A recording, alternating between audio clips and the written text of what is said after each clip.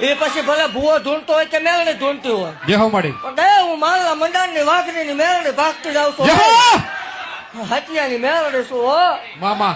ગરીબાઈમાં આવેલું ધર્મ શું ભલામણ હે. જય હો દેવ એવું ભાગતી જાઉં છું કે અશક્ય ને સત્ય કરવા મળે. દેવ શું ભલામણ. જય હો માડી. ખેલ કરવા આવી નથી. ખેલ આપણો હોય ને મામા.